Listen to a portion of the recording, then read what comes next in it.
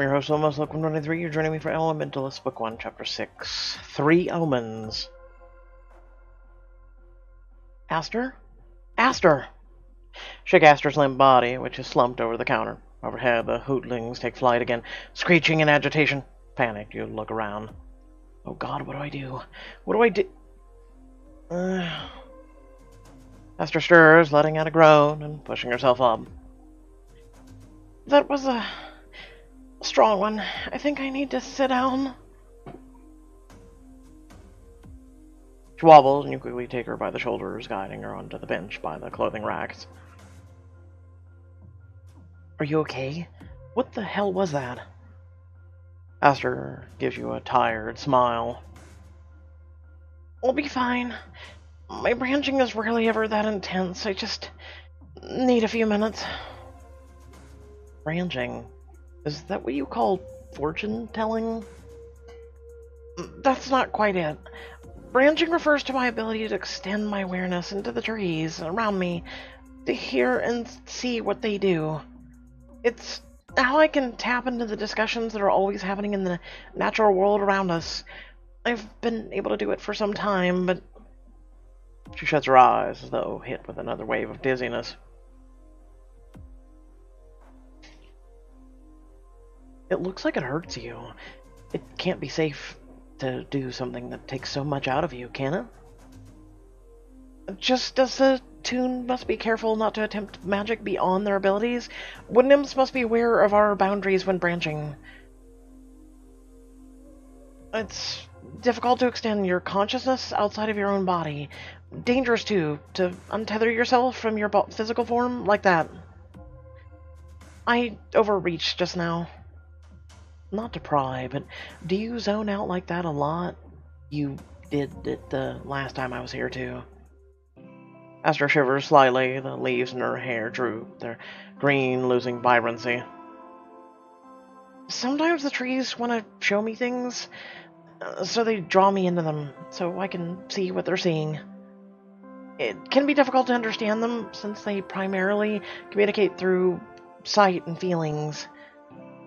And they rarely try to speak to me, like they did just now, since I don't know their ancient language. Aster, that vision, or whatever it is you just had, at the end it seemed like you were trying to warn me about something. Aster rubs at her temples with a wince. I'm not sure what I said to you just now. The trees' emotions were so strong that I felt them taking me over, but now they're all muddled. I can sense that much is troubling you, though. Your energy is restless. Perhaps my message had to do with that? I'm not being no help at all. Aster, don't worry about it. You literally just passed out. There's no need to push yourself. You're too kind, Ellie. I can see why you're sun-attuned. Warmth just radiates off you. She starts to rise, her legs wobbling slightly. Please don't worry about me. I'm already feeling much better. However, I'm not sure if this will be any help, but I have been studying the ancient tree language, and I think I recognized a word just now. Perhaps two. It didn't quite make sense to me, but they may help you better understand what's happening in your life. I could really use some answers about, well, literally everything that's been going on these days. I'll have to strain a bit to remember exactly what the trees were trying to say, but I should be okay. I'd really like to help you, if I can. Asking Aster for information will give you a clue into the mysterious events plaguing you, as well as a chance to learn more about Aster's wood nymph abilities. Even though we are literally going to tax her, as she said. Aster, that's so thoughtful. I want to know more. Aster stands up a little straighter, seeming to gather strength from your rapt attention. She lets a slow breath, and her expression darkening in concentration. I can almost recall. Yes! She stumbles suddenly, throwing a hand out to a nearby coat rack to steady herself. Aster, are you okay? I'm fine, Ellie. The trees that branched through were at the edge of a vast grassy plain.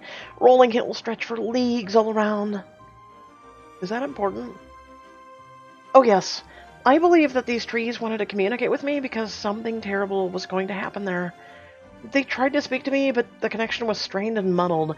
I'm certain I kept hearing the word blood through it all, though. Well, that's ominous. The second word was a word I'm less familiar with, but the trees repeated it enough that I should be able to find it.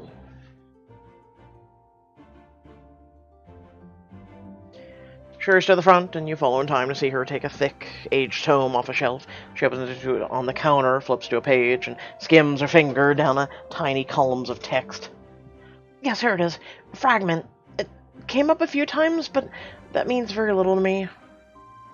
Her smile falls, and her leaves droop again. As I feared, that wasn't very helpful, it was at all. I really appreciate your help, even if I'm not sure what it all means. If anything, I should apologize for being nosy when you're so worn out. Not at all. Truthfully, I've made children cry by branching in front of them, so your curiosity is refreshing. I can't help it. The power of yours is fascinating. Once you get over your eyes going all gateway to the end of the world. Aster bursts into laughter, the leaves in her hair rustling. Everything you feel or hear when you branch like that, the trees tell you? Yes, all wood nymphs can branch, which essentially means we can see through the trees, as they are a part of us, and we are a part of their forest.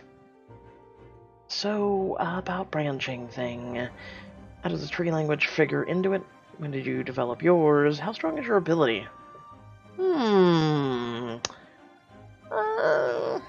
How did you develop yours? All wood nymphs develop it as soon as we can wiggle our roots, which marks our transition from stationary saplings to mobile nymphs. I was about 5 years old. Little Aster must have been adorable. My parents say I was a troublemaker. I used my branching to cheat during games of nymph or gnome with the other young nymphs. I don't blame you. Branching would definitely come in handy during hide and seek. You must tell me about the games sometime. Human pastimes fascinate me. I just love learning. There's so much knowledge to gather from the world. I hope to be accepted in the Pendergast's cultural exchange program next year, so I can learn more about attuned magic. Pendergast has a cultural exchange program? It was started by Professor Contos of the Natural Sciences Department, following his graduation studies at the college. I've read all of his works. You sound like a perfect fit in the program, then. That's what I told my parents, and they don't approve of me attending Pendergast. But I've already submitted my application, and if I get accepted, they won't be able to stop me. Aster, do you have an attunement? Can you tell me about wood nymph magic? When did your parents approve? Ooh. Let's try this. Do you have an attunement? Maybe she knows. Aster hides a laugh behind her hand. You attuned in your attunements. It's fascinating, really, how meticulously organized you are. But if it's helpful to you, your wood attunement is nearest to the type of magic wood nymphs possess. Oh, I probably should have guessed that. Woodettes and wood nymphs are quite different. Nymphs are hyper-aware of our environment, so we tap into the emotion frequencies easily. We are also photosensitive, which is why I feel your sun energy from far away. All the trees are attracted to your warmth, actually. Oh. You're attracted, eh? I think it'd be really cool to have a wood nymph on the campus. You could learn attuned magic, and we could learn nymph magic. My father might uproot me from our forest and transplant me elsewhere if I ever taught any of our magic to you attuned.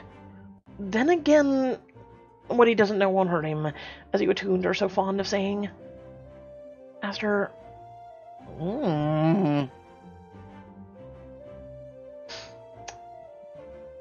Teach me a wood nymph spell. How about I teach you an attuned spell? Woo!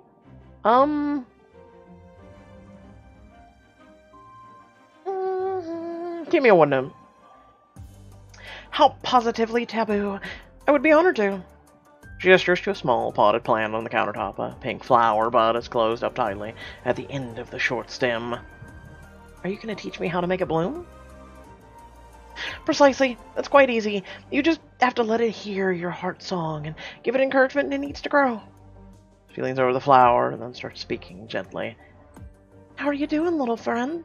It's plenty warm today, and with Ellie here, the air tastes with like sunlight. Wouldn't you like to wake up? Aster, it doesn't look like magic at all. Where are the spells at?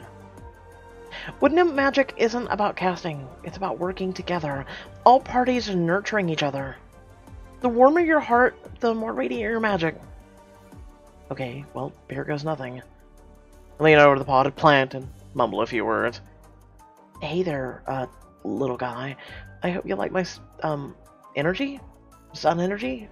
Want to spread those petals of yours and photosynthesize? Are you hitting on a plant? The flower shivers and doubles in size, and the petals burst open, turning turquoise blue and letting out a high-pitched squeal.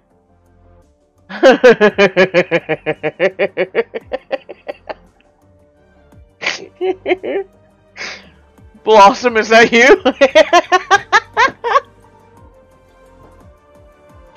Oh, I had to. Holy crap. It seems that you just turned it into a different species of flower entirely. You tried your hand at woodnymph magic. Our magical foundations may be too different to fully grasp each other's methods of spell work. Hey, we still made something happen. That was awesome. Yeah, the flower squeak. Okay, Aster turns her head towards the window, the leaves in her hair rustling. Oh, I've just seen through the trees. Your friend is on his way back and is eager to return to school. Best of luck with your tryouts, Ellie, and thank you for spending time with me. I guess you'll know from the trees whether I make the team or not.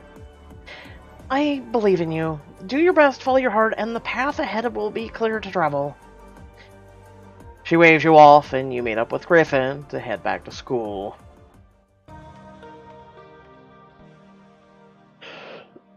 Excuse me. You and Griffin arrive at the Thief Arena, where several hopefuls are together. Zeph waves to you from the sidelines. Ellie, good luck, but don't be mad when I kick your butt. An upperclassman walks briskly your way. You really know how to cut it close, don't you, Langley? I thought you were flaking on me. Griffin takes out a new thief flag and opens his mouth to respond. The upperclassman waves a hand flippantly. Don't want to hear it. Just give me the flags, and I'll let you get back to chilling with whoever your friend is. He takes a look at your uniform and his eyes widen. No way. You're the first-year Sunat I've heard about. The only one at Pendergast in like 100 years or something. Ellie, this is Everett Merksayer, our captain. Our team never had a Sunat on it before. I hope you do well, and not just because it'll look good for me to have you on the field. Honestly, you'd be lucky to have, man. You just better hope that I can, when I make the cut, I like Thief enough to stick around.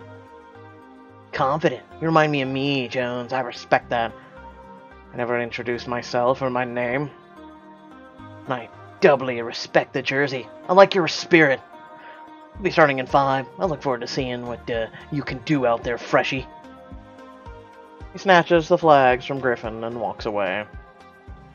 He's kind of intense. That's the captain for you. The best thing to do when he gets worked up is just let him run off the steam.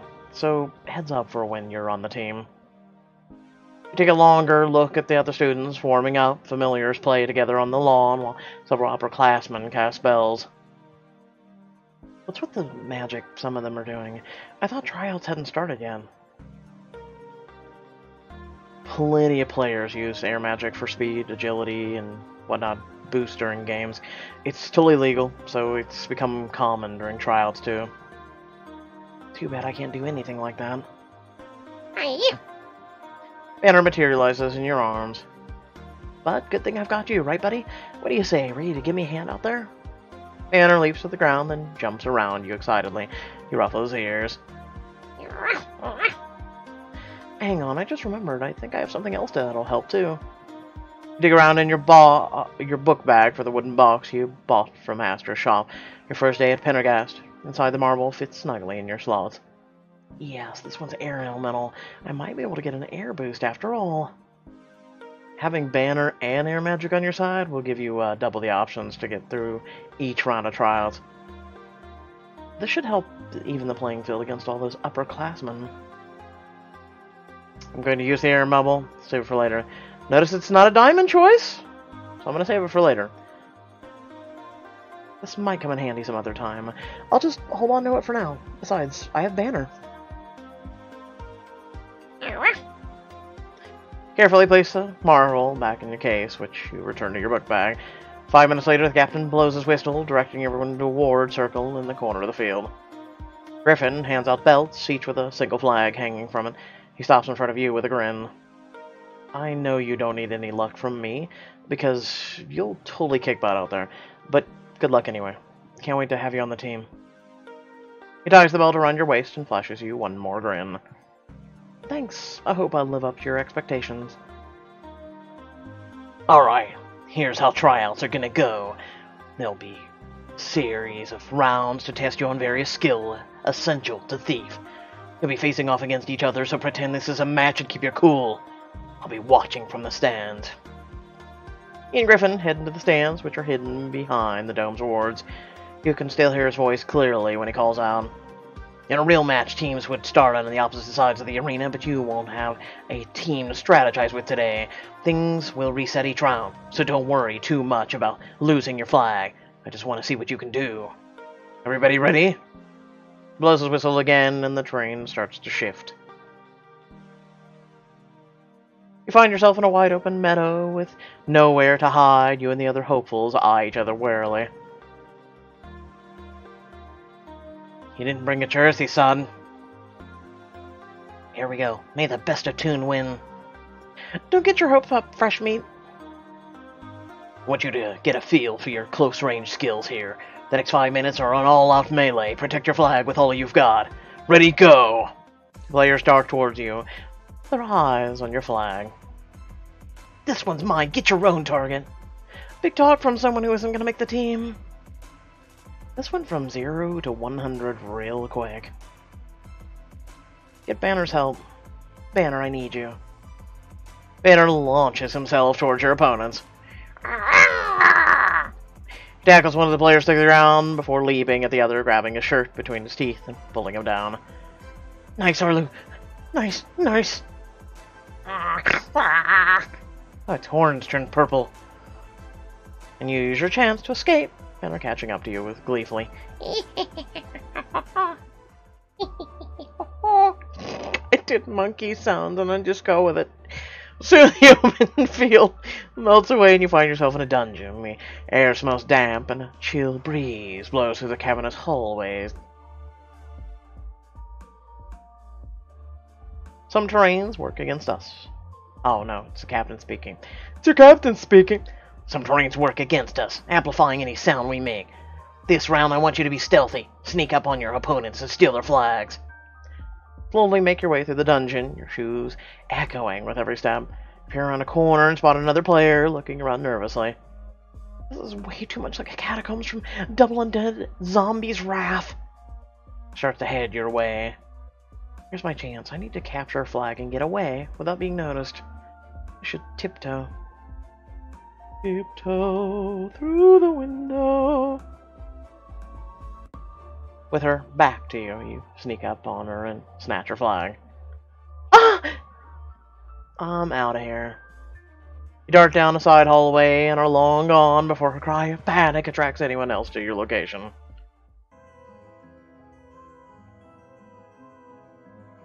The third round sets you in a rocky forest where sunlight streams through the branches and birds chirp cheerily above.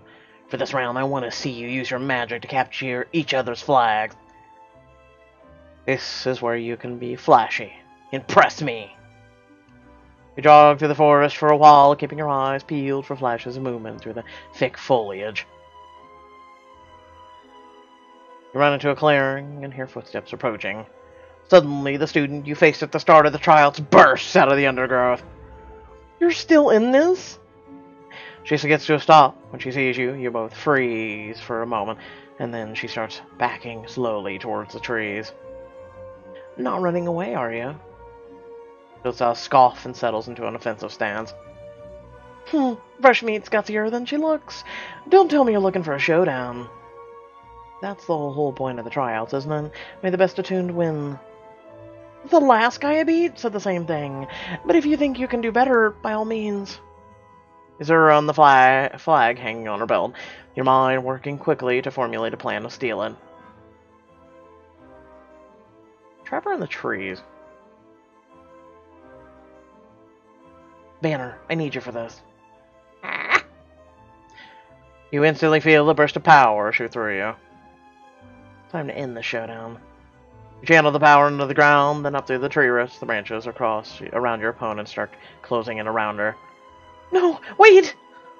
One of the branches twines around her flag and tears it free, while the others suck her deeper into the foliage. Ah! You retrieve her flag from the tree with a smirk. I guess you should have run away when you had the chance. With her flag in hand, you turn tail and dash into the forest to find your next opponent. The terrain changes suddenly, and you find yourself in a spooky forest, completely silent, save for the cawing of a crow in the distance. After a few minutes of trekking, a murky lake comes into view. You turn slowly around, trying to see through the mist that hangs low all around you. Where is everyone? You hear a quiet splash and spin back towards the lake. Movement just below the surface catches your eye. You step up to the edge to peer in. Hi, Self. Self, how are you? Your reflection reaches for you from just below the water surface. Ah! Scramble back as her hand pierces the surface of the water. Cold fingers slip off your ankle, failing to grab hold. Banner leaps in front of you.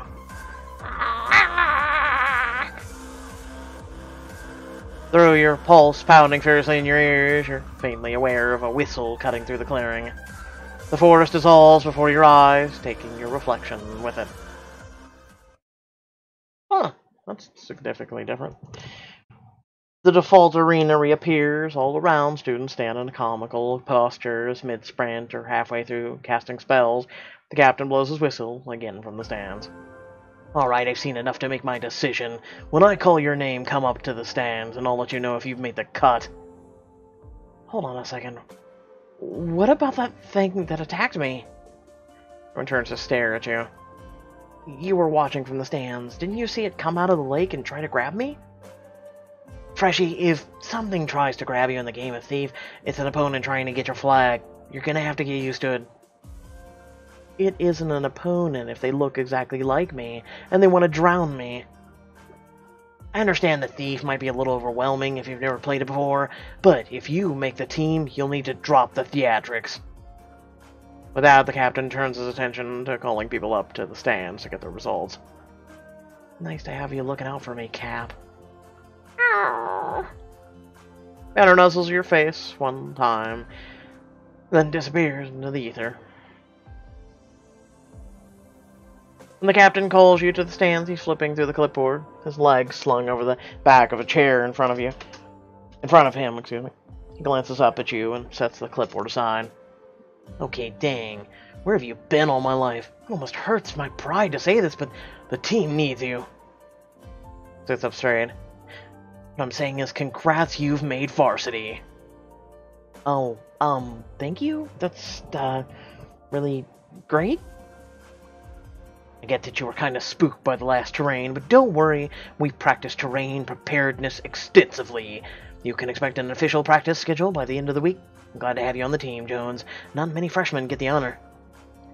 Holds out a hand and you take it. Still stunned, he gives your hand a quick, firm handshake, then directs his attention back towards the field. Next up, Zephyr Hernandez.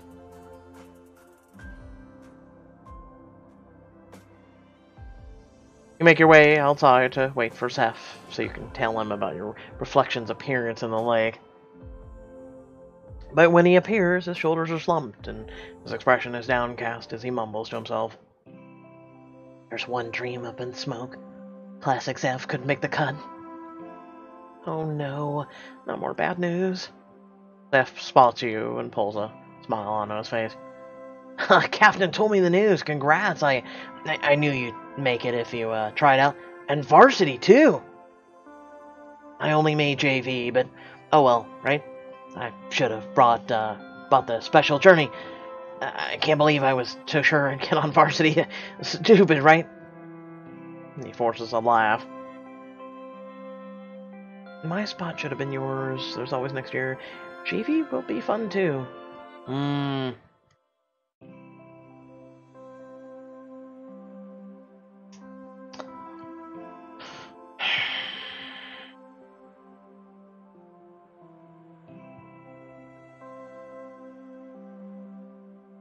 gonna be honest. There was always next year. Happens to the best of us. You'll have plenty of time to practice before then. I'm sure you'll make varsity as a sophomore. And then we'll be on the same team, kicking butt together like it's meant to be. And in the meantime, I still get to go to all your matches. That's his back towards the Thief Stadium. Honestly, don't even know why I'm so surprised I didn't make it. It's not like... Catches himself suddenly, forcing the smile back onto his face. Oh, sorry, it's not really a big deal. It just hurts a little bit in the moment, you know? I'll be over it by dinner. Zeph, why don't we just go get some lunch and talk? We don't even have to talk about Thief. Just something to cheer you up. I'm totally fine. I was gonna head to my next class early and get a bit of extra studying and, you know, keep ahead of the curve. He casts one more glance towards the Thief Stadium and the smile falls. See you later, Ellie. He starts to walk away, shoulders slumped, your posture dejected. Not making the varsity team has really got him down. Here's your chance to cheer Zeph up and learn more about his goals for the year. I need to go after Zeph. Give Zeph some space. Go after Zeph. Zeph, wait. Catch up to him and put a hand on his shoulder.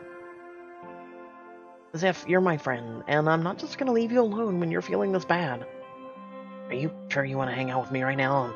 I'm being totally uncool, and you do not want to hear me start whining. Do I really have to repeat myself? You're my friend, and I want to be there for you. Come on, let's go get some lunch. You and Zeph take a seat in the dining hall, but instead of digging into his heaping plate full of food, Zeph lets out a blustery sigh. Hey, I know tryouts meant a lot to you, and I don't like seeing you be so hard on yourself. But I'm wondering...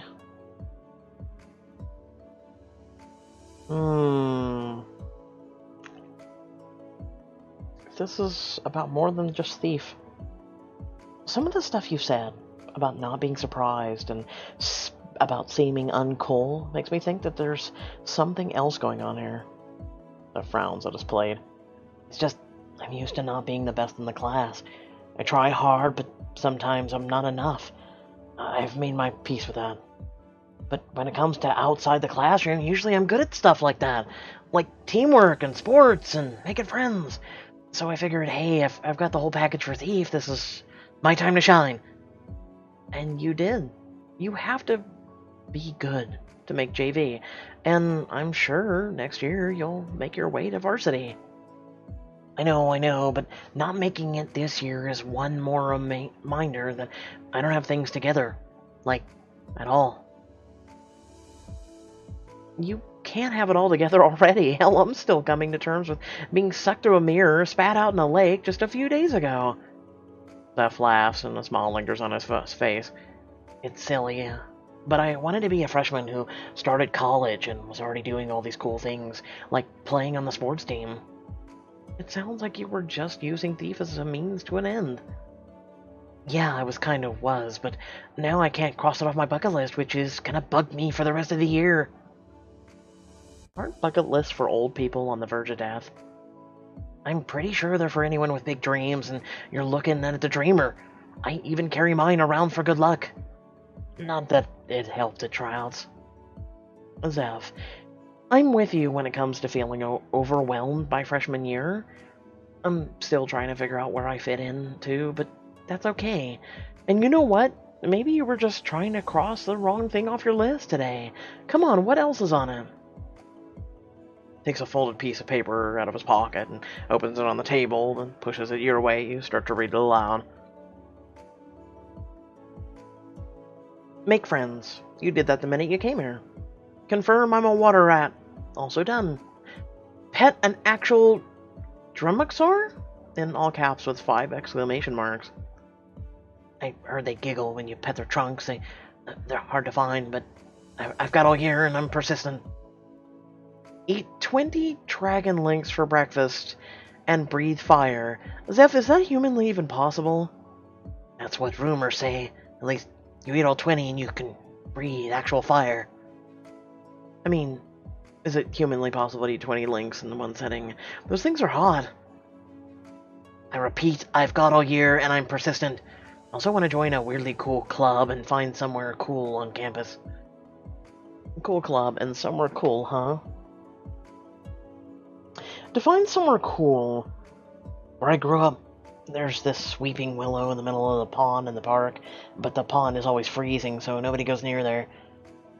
Well, let me guess. Except for you. Bingo! I waited out one day in the middle of summer, and it turns out a bunch of imps lived under the tree canopy. They were just super grumpy that I interrupted their brunch, but I won them over with my stellar personality and became a regular brunch guest. Sounds amazing. I can't believe you had so much magic in your life already. I wish I had that. I guess it's easy to take magical things for granted if you've grown up with them. Honestly, seeing how excited you are about magic makes me, being a Pendergast even more magical for me. Really? How so? Everything is new and different for you, but you're trying to make the most of it. If I'd been thrown into the magical world like you, I'd be freaking out. I mean, I'm definitely freaking out too, but having friends like you helps a lot. Steph gives you a considering look and then nods. You know what? I think you were right. Even if I didn't make varsity, I can still cross something off my list. He stands and heads to the buffet table. Returns a minute later with a heaping platter of dragon links. He sits down with a grin. God have mercy on your soul, sir. They look as hot as ever. I'm doing this, Ellie. I feel inspired. No, I feel unstoppable. How's your ass later?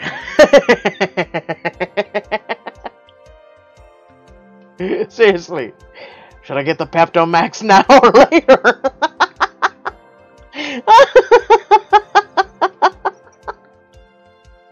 Like, man, dude, I don't know what to tell you. Oh, boy.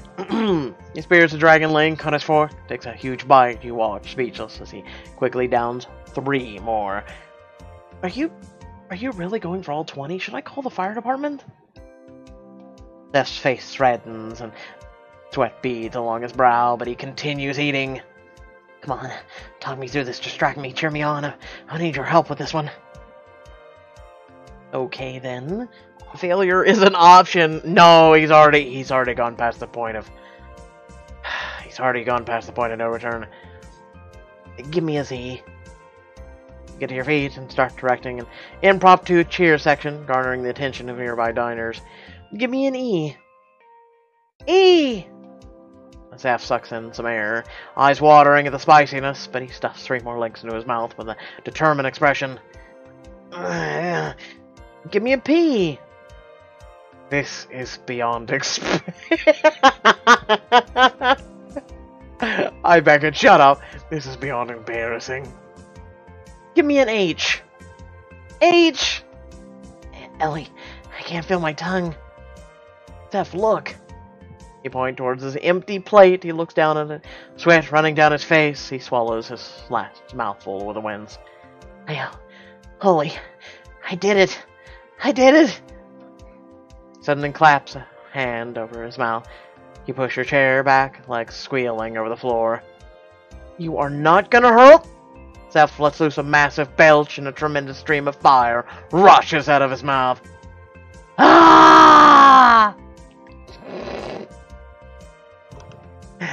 You duck away from the intense heat. When his fireball dissipates, Zeph thunks his head down on the table. You can just decipher his mumble. I think that's the closest I'll ever get to being a fire rat. How do you feel? Zeph lifts his head, and no tears run down his cheeks. He smiles brightly at you and speaks in a hoarse voice. Like a champion. If I'd made varsity, I wouldn't have learned that I have an actual bionic stomach. You hear the noon bell chime through the open windows. Zeph sits up straight. Class starts in 10. I gotta go. Thanks for lunch, Ellie. Scrambles to his feet, slinging his backpack over his shoulder and snatching up his bucket list. Call after him as he starts to rush away. Hey, remember to cross this off your list. You know it, and remind me to get your help with the rest of them. He sends you a wave and disappears in the hall. You finish your lunch before returning to your dorm. Jesus, this kid. Passing through the foyer when Shreya comes flying down the stairs. Her hair streaming behind her, she leaps the last 2 steps and almost runs straight into you. Watch out! Catch her by the waist, she grabs your shoulders to stabilize herself. As her momentum spins you both around, she lets out a breathless laugh. Look at you, sweeping me off my feet while I was on my way to lunch. You were sprinting to lunch? Do not judge. Rumor has it that Chief Gillespie Saint Montreal is catering today. He has 3 Michelin stars and 5 Douvre goblets. He made the menu for my Sweet 16 gala, but we had to get on the wait list for 2 years in advance. She separates herself from you and then realizes how you're dressed. Oh, were you, like, doing some sports? I was at the thief tryouts. I made the team, but no way. I heard Pendergast goes all out for thief. The parties are everything. You're going to be campus famous. Shreya listens. Something seriously weird is going on. You tell her about the events of your day so far. She listens when her smile starts to fade away. Do you think Aster was trying to tell you about your reflection coming out of the lake, or something else? I need to look for answers. Enough of this I'm gonna try to blend in approach. Keeping my head down hasn't done anything for me so far. More and more bad things have been happening. If I don't take action, I won't stand a chance against whatever's coming for me. Spoken like a true fighter. So, what's the plan? Let out a heavy sigh and rub a hand down your face. I don't know. Heartfelt wasn't for me. But at least it wasn't dangerous. There weren't any magical forces out to get me. How am I supposed to know how to handle this? It's not like I took a Fighting Mysterious Evil Forces 101 class. Wait, do they have those here? No, but I'm here. And with me at your side, some wispy shadows and reflection that so doesn't do your gorgeous face justice won't be a problem. Try to smile, and Shreya sets a hand on your shoulder. I don't want you to lose all your wonder from the magical world yet. I'll make sure this place stays special for you, and that means helping you stay safe. And if there's one person you can count on, it's a mystery. The magical community's most trusted helping hand since 1202, excuse me. Shreya, you're beautiful when you're super confident. So, like, all the time. I said confident, not egotistical. Literally 24/7. I may be a sun hat, but you're the radiant one in this equation. Oh, stop. And by stop, I mean keep going. Both laugh, the warm sound ringing through the sunlit foyer. You know what? The dining hall just won't cut it for lunch today. A Gillespie Saint Montreal meal needs some ambience. What are you saying? I'm saying, let me take you on a picnic. We haven't tried all the knobs on our portal door. And let's sneak some lunch out of the dining hall and eat somewhere new. I kind of just ate with Zeph, though. But did you have dessert? Because that's what I meant by lunch. Gillespie Saint Montreal is all about the sweets. I always have room for dessert. I guess a change of scenery would be nice. Campus feels more and more like a nebulous force of evil. If anyone deserves to get away from campus for a relaxing, worry-free picnic, it's you. Plus, you'll have my stellar company, and you can try all my Saint Montreal favorites. Unwind with Shreya after a packed morning, enjoy some magical treats, and get a glimpse into her life that you haven't seen yet. A picnic with you? Maybe some other time. I'd love to. That's music to my ears. Come on, help me sneak out some food. I've already got my mystery 3-shelf pantry bag, refrigeration unit included. The two of you duck into the dining hall, where you hand Shreya a multitude of treats that she slips into her bag. Your heist complete! You make a hasty exit. In the common room, Shreya double-checks the contents of her pantry bag one more time. You peek in and see neatly organized shelves covered in fancy platters and fancier confectionaries. I don't think they're going anywhere, Shreya. I just want to make sure they won't fall over. Half of the St. Montreal experience is the presentation, after all. Okay, well, at least let me get changed first. Nonsense, you look great. Now, after you, my dear, the third handle from the top. Go with the portal and step into a swirling vortex. And emerge in a quiet meadow. Birds and squirrels chatter in the treetops. In a nearby grove, a group of Pendergast students stands around a snow-white tree. Sparks of colorful magic pop around them as they examine the trunk and foliage. Where are we? At the base of one of the school's sanctioned hiking trails. A lot of environmental classes do field work in the area as well.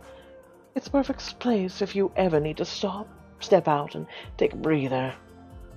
Shreya takes a seat in the grass and pats the space beside her. But we're here to get our sugar fix. I want you to try a fruit fraggle puff, a dragon's delicacy, and a Saint Montreal eclair, of course. Rolls the bladders out of her bag and sets them carefully in the grass. The surprise is they each have a different magical effect, but I don't want to spoil them for you. Go ahead, pick one, and find out what happens. This is safe, right? I'm not gonna explode or lose my tongue or anything? You are so dramatic. They're 100% safe, 200% delightful. A fruit frangled puff. An eclair, of course. A dragon's delicacy. A dragon's delicacy, why not? But why are there 3? And why do they look like cupcakes? Also, what is it about magical food and dragons? And will this set my stomach on fire if I eat it? You're totally safe. Cross my heart. The dragon's delicacy, also known as cupcake roulette, comes in sets of 3. 2 are fluffy cake with a berry filling, and 1 holds a surprise. Should I be worried? Oh, Ellie, have faith in me, and in Chef Gillespie St. Montreal. Choose a delicacy and take a bite. A hint of raspberry melts into the rich cinnamon-tinged cream. Airy pieces of cake. You swallow, thinking you chose a non-magical one, when you suddenly let out a roar that echoes throughout the valley. The students pause their field work to look at you worriedly. I'm fine. I think. I hope?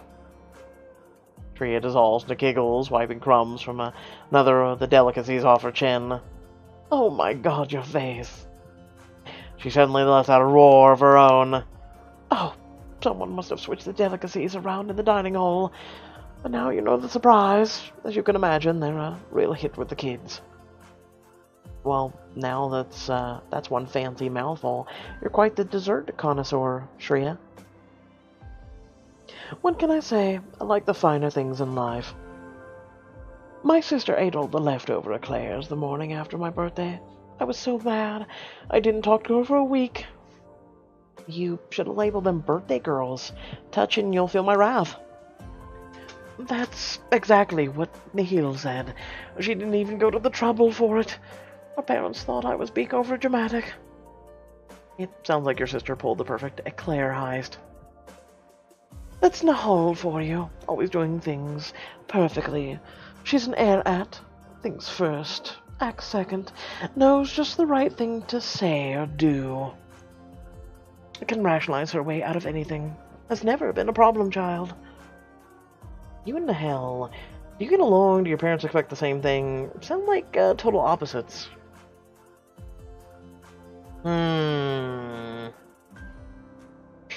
Do your parents expect the same? Shreya sighs heavily. As the eldest, they expect me to take over the Mystery Inc. Nahal's a mystery, so of course they expect the greatness from her, but she has more choices. She could be a politician, a doctor, an engineer, or the founder of the world's leading conservatory for endangered magical birds. So, basically anything that'll give her prestige. Exactly. But get this, Nahal wants to work for the family. Might even intern in the science branch this summer. It boggles my mind.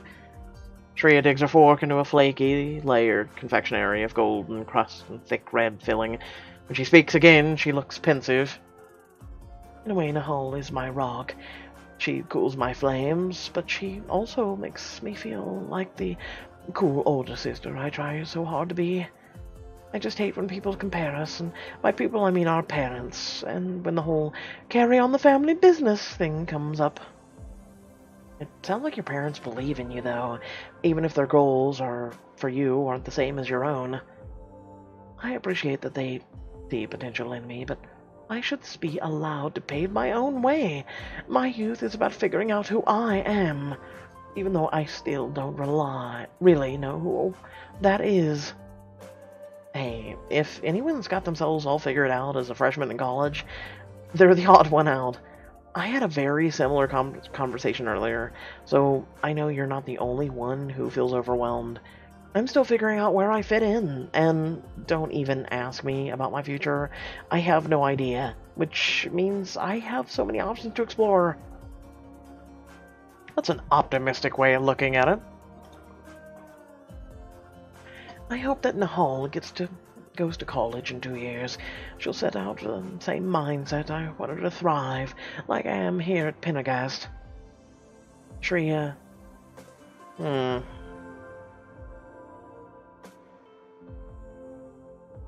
What's your life goal? So dramatic, Ellie. My entire childhood was all about preparing for one set-in-stone future. I just don't believe in that anymore. It goes against my human nature. What makes you say that? We humans are such flighty creatures. Our emotions jump around all the time. We develop interests, lose them, figure out we suck at the things we like, or excel at things we never considered before. I found that it's much easier to navigate life by ditching things like life goals and setting daily ones instead. Ooh, I like you. Well, then tell me about today's goal is at least. She gives you a devious smile. Today was to make you smile, and I've succeeded many times over. Thanks, Ellie, for being a good friend and for, being so chill about my big personality. I'm sure it can get a little overwhelming. At times, yes. Never. It's one of your greatest qualities. I should give her a hug. Give her a random pastry. Take her hand. You cover Shreya's hand with your own. Give it a gentle squeeze. Your personality is what draws me to you. You're like nobody else I've met before, and I like that a lot. Shreya smiles at you, squeezing your hand back. I feel the same way about you. I'm happy I could share this moment with you, Ellie. And Shreya slowly work your way through the rest of your desserts, talking and laughing all the while.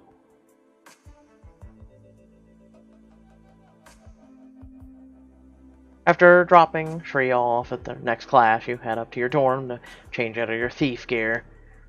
Your thoughts return to your reflection, and after a few minutes you find yourself at a dead end in an unfamiliar part of the school.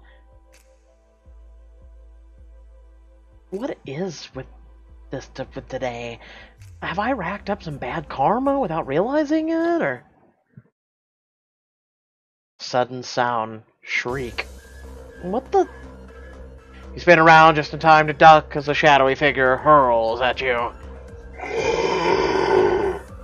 Something like the first monster you face, this one is taller, looming over you with the deadly claws extended. A sinister darkness begins filling the hallway as though evil itself is radiating from its body. Suddenly it lunges at you. Holy... You barely manage to throw yourself out of the way. I can't outrun this thing. Throughout the story, you'll have chances to use specific spells you've learned. Can you defend yourself against the shadow monster? Unlock all spells to reach your full potential. The flame spell. Remembering your first lesson, you try to focus on conjuring fire in your palms, but your heart is racing and you can't gather your thoughts. Banner, I need you. Banner materializes beside you, and immediately you feel him channel his magical energy into you. You're going down, monster. With Banner's help, a roaring ball of fire appears in your palms. You throw it at the monster, and the flame disappears into its shadowy body. It worked. Fireball passes right through the monster and burns out against the wall. The monster shakes off your magic and flies at you again, its shriek jarring your teeth. All you can do is throw your arms up to defend yourself. You catch a glimpse of Banner leaping in front of you to protect you. Banner, no! Get out of the... Be gone. Professor Swan skids to a stop in front of you and Banner and casts a blinding white light. I am now blind. When your vision clears, Banner races to your side, shaking in fright. A shivering form disappears into the ether, and you see the nearly shapeless mass of monster on the ground, its shadows roiling weakly around. Professor Swan motions you frantically after her. Ellie, follow me. There's no time to lose. You start to follow her down the hall, but notice something glowing in the monster's vague form. Its glow dissipates as you bend down to examine it. You slip the rock into your book bag. As soon as you do, the shadow dissipates, leaving no trace of the monster behind. Ellie, please. You're in grave danger, and you must follow me if you want my help. You scramble after Professor Swan, the mysterious rock heavy in your book bag. The promise of answer is finally in sight. Is it finally in sight, though? Seriously. Without further ado, we are now 1/3 of the way to having Elementalist Book 1 done. So please, lend me your energy, as it's currently going on 6 AM and I haven't slept yet in 2 days. So with that being said, lend me your energy. Please remember to like, share, and subscribe if you're not already. And yeah, let's go ahead and hit that outro. Have a great day. Peace.